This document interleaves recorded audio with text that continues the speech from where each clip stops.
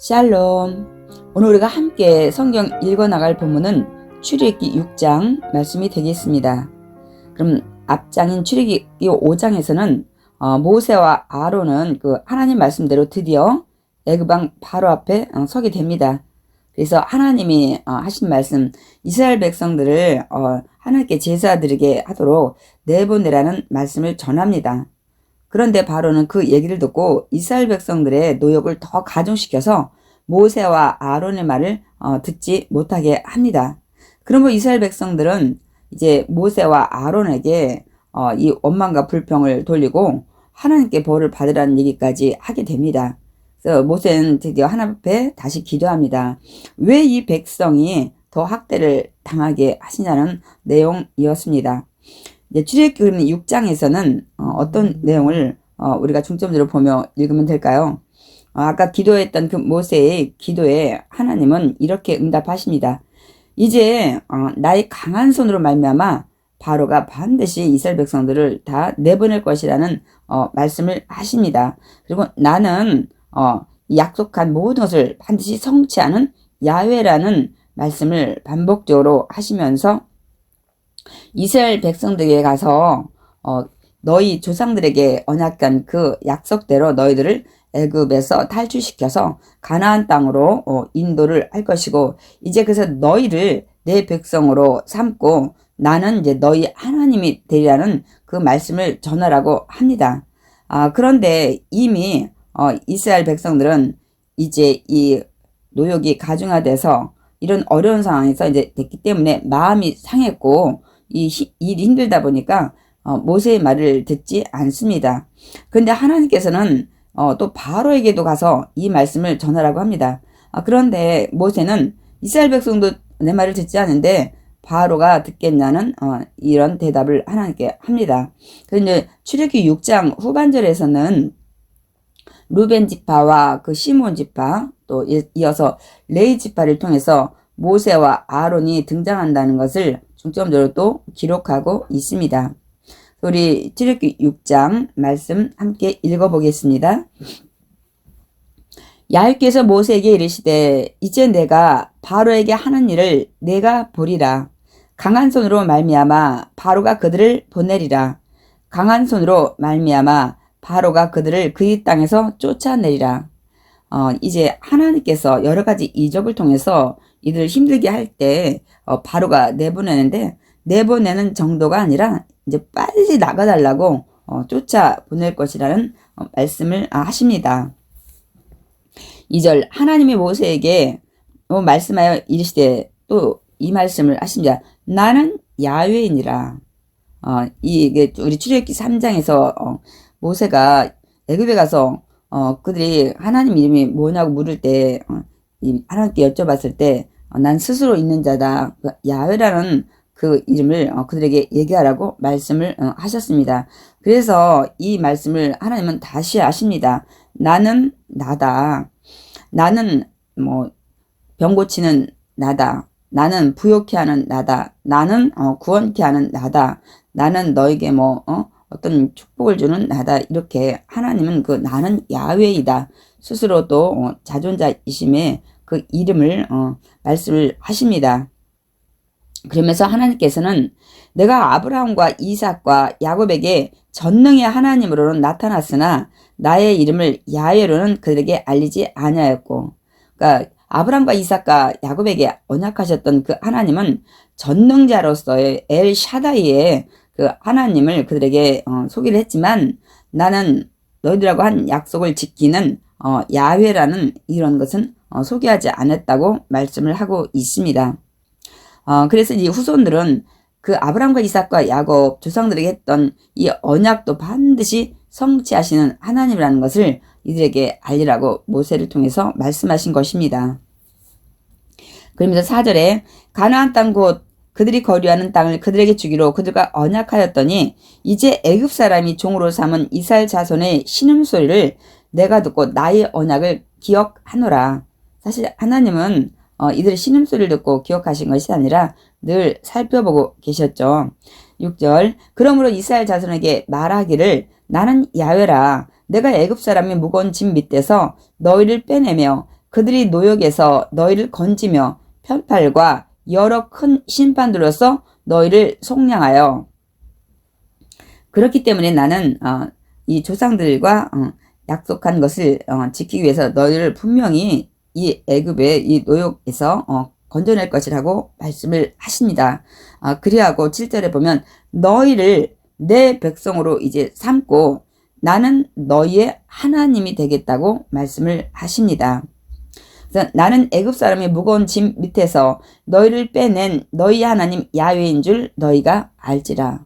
그래서 너희는 이제 나중에 그걸 분명히 알 거라는 거예요. 내가 너희를 애굽에서 탈출시킨 하나님이라는 것을 알 것이라고 전하라고 얘기를 합니다. 내가 아브라함과 이삭과 야곱에게 주기로 맹세한 땅으로 너희를 인도하고 그 땅을 너희에게 주어 기업을 삼게 하리라. 나는 야훼라 하셨다 하라. 나는 그 약속을 성취하는 하나님이라고 전하라고 얘기를 합니다. 그래서 이제 모세가 이스라엘 백성들에게 다시 가서 그 얘기를 전합니다. 9절에 모세가 이와 같이 이스라엘 자손에게 전하나 그들이 마음이 상함과 가혹한 노역으로 말미암아 모세의 말을 듣지 아니하였더라. 이들은 이미 마음이 상해서 이제 모세의 말을 절대로 듣지 않습니다. 그런데 하나님께서는 또 모세에게 이제는 애굽 왕 바로에 가서 다시 말씀을 전하라고 얘기를 합니다. 야훼께서 모세에게 말씀하여 이르시되 들어가서 애굽 왕 바로에게 말하여 이스라엘 자손을 그 땅에서 내보내게 하라. 그러자 모세가 이렇게 얘기를 합니다. 모세가 야훼 앞에 아뢰어 이르되 이스라엘 자손도 내 말을 듣지 아니하였거든 바로가 어찌 들으리이까. 나는 입이 둔한 자니이다. 모세가 또 자기 약점을 또 얘기하기 시작합니다. 그러나 하나님께서는 모세와 아론에게 계속적으로 하나님 하신 말씀을 전하게 합니다. 이스라엘 백성에게도 또 애굽 왕 바로에게도. 그래서 하나님은 드디어 이스라엘 자손을 그 애굽 땅에서 인도하여 내셨다고 말씀하고 있습니다. 이제 14절부터 그 27절까지는 이제 그 루벤 지파의 후손과 시몬 지파 또 레위 지파의 후손들의 이 후손들을 기록을 하고 있는데요. 이 중점적으로 볼 내용은 이 레위 지파로 통해서 이 모세와 아론이 이런 활동을 했다는 내용을 기록하고 있습니다. 14절 그들의 조상을 따라 집에 어른은 이러하니라. 이사의 장자 루벤의 아들은 하녹과 발루와 헤스론과 갈민이 이들은 루벤의 족장이요. 시몬의 아들들은 여미엘과 야민과 오앗과 야긴과 소알과 가나안 여인의 아들 사울이니 이들은 시몬의 가족이요. 이제 16절부터는 레위 지파의 후손들에 대해서 얘기를 합니다. 레위 지파의 후손들이 나중에 활동을 많이 하기 때문에 우리가 등장하는 그 이름들이 많이 들었던 이름도 있을 것입니다. 그래서 우리가 좀 기억을 해야 합니다. 레위 아들들의 이름은 그들의 족보대로 이러하니 게르손과 고앗과 무라리요. 이들이 나중에 성막에서 각자 맡은 역할들을 분담을 해서 일을 하게 됩니다. 레위 나이는 137세였으며 게르손의 아들들은 그들의 가족대로 림니와 시미요. 고앗의 아들들은 아므람과 이스라엘과 헤브론과 우시엘이요. 고앗의 나이는 133세였으며 무라리의 아들들은 마울리와 무시니 이들은 그들의 족보대로 레위의 족장이요. 그 다음 이제 20절에 우리가 그 모세의 아버지와 엄마 이름을 이 20절 통해서 우리가 알 수가 있었던 것입니다. 20절 아므람은 그들의 아버지 요게벳을 아내로 맞이하였고 그러니까 아므람은 아버지의 여동생하고 결혼했다는데 그 당시 이제 족장 시대였기 때문에 이런 일이 있었죠. 근데 이제 이후에는 이제 이런 일은 이제 많이 발생하지 않게 되는데요. 그래서 아므람과 요게벳 이제 아내로 맞이했고 그는 아론과 모세를 낳았으며 그래서 이 아론 또한 모세의 그래서 아버지와 엄마의 이름을 우리 출애굽기 6장의 이 족보를 통해서 우리는 알 수가 있는 것입니다. 아므람의 나이는 137세였으며 이스라엘의 아들들은 고라와 네벡과 시그리요. 우시엘의 아들들은 미사엘과 엘사반과 시드리요. 그리고 이제 23절에 또 아론의 이제 이 아론을 통해서 하나님께서 대제사장을 역할을 맡깁니다. 이제 계속 후손들이 그 역할을 맡는데 여기에 이제 등장한 아들들이 나중에 또 하나님이 원치 않은 이 성막에서 불을 이제 거기다 담아다 올리는 과정에서 죽게 되는 것을 볼 수가 있습니다. 아론은 아미나답의 딸 리손의 누이 엘리세바를 아내로 맞이하였고 그는 나답과 아비후, 이 두 아들이 그런 일들을 해서 죽임을 당하죠. 그래서 이제 죽은 다음에 엘르아살, 그 다음에 이다말이 이제는 이 역할들을 하는 걸 볼 수가 있습니다. 그래서 엘르아살과 이다말을 낳았으며 고라의 아들들은 아실과 엘가나와 아비압삽이니 이들은 고라 사람의 족장이요. 나중에 근데 이 고라 자손들이 또 이렇게 반기를 드리는 것을 우리가 볼 수가 있습니다.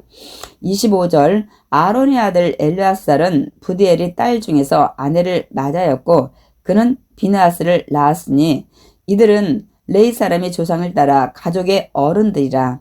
이스라엘 자손을 그들의 군대대로 이스라엘 땅에서 인도하라 하신 야훼의 명령을 받은 자는 이 아론과 모세요. 그래서 이 역할들을 이 레위 지파에 아론과 모세가 했다는 것을 이제 기록하고 있습니다. 27절에도 애굽 왕 바로에게 이스라엘 자손을 애굽에서 내보내라 말한 사람도 이 모세와 아론이었다고 말씀하고 있습니다. 그러면서 28절부터는 이제 하나님께서 다시 나는 야훼라는 말씀을 다시 한번 이제 언급하신 걸 볼 수 있습니다. 야훼께서 애굽 땅에서 모세에게 말씀하시던 날에 야훼께서 모세에게 말씀하여 이르시되 나는 야훼라. 내가 내게 이르는 말을 너는 애굽 왕 바로에게 다 말하라. 그러므로 내가 언약을 했고 성취하는 하나님이기 때문에 다시 너는 가서 바로 왕에게 내 말을 전하라고 말씀을 하십니다. 그런데 모세는 계속 듣지 않는 이 바로 왕 앞에 나서기를 두려워합니다. 그래서 그 이유를 자기는 이제 입이 둔한 자라는 이유를 계속 대는 것을 볼 수가 있습니다.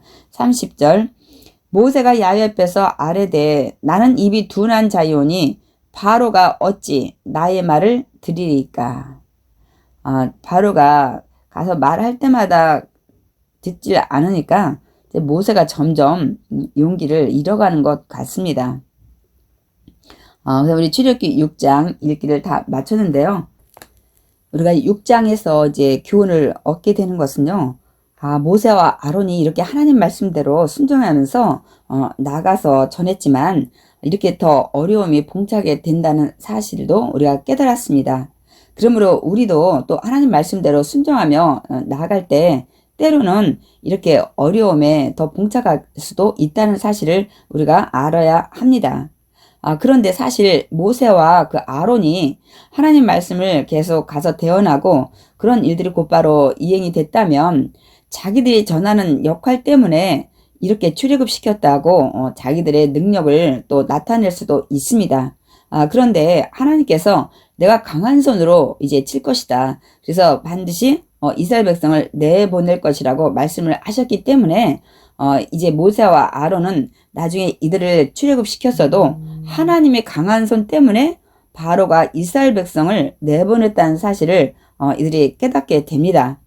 그러므로 우리가 열심히 무엇을 할지라도 절대대로 하나님의 도움이 끝까지 필요하다는 사실입니다. 그래서 우리가 어떤 일을 완성했을 때, 우리가 잘 해냈을 때, 우리는 우리 능력으로 해냈다고 우리가 많은 착각을 합니다.